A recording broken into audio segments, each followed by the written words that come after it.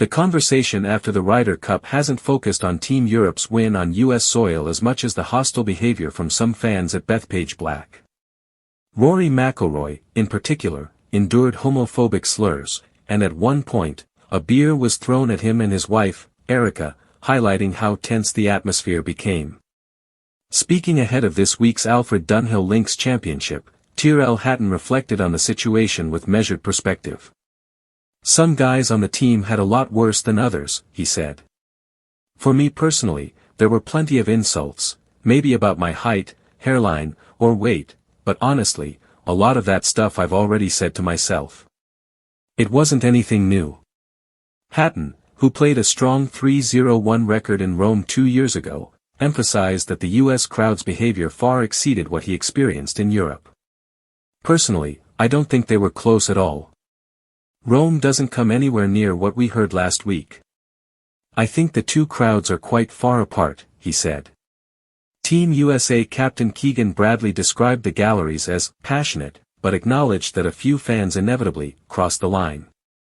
"Their home team is getting beat bad," he said. "They are passionate fans.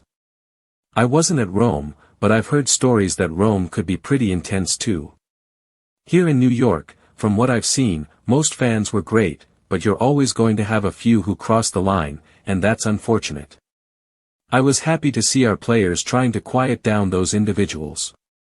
The PGA of America president, Don Rea, attempted to downplay the issue, suggesting that verbal abuse of McIlroy was comparable to what happened when the event was held in Rome. That comment drew widespread criticism on social media, with many viewing it as dismissive of the seriousness of the incidents at Bethpage. Hatton's perspective made the contrast clear. He acknowledged that American fans overseas might also get vocal, but he doubted it could match the intensity witnessed on Long Island. "I can't imagine it's as bad as what we heard last week," he said.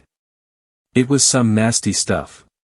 The takeaway from the Ryder Cup isn't just about Europe's retention of the cup, it's a reminder of how passionate, and at times toxic, sports fandom can become.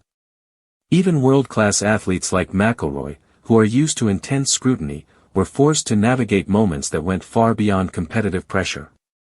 Hatton's reflections highlight the resilience of the players, while also underscoring the need for respect in the stands. Despite the tension, Europe's team remained focused and victorious, proving that even amid hostile crowds, professionalism and composure can prevail. But the events at Bethpage will likely spark continued discussions on crowd behavior in major sporting events for years to come.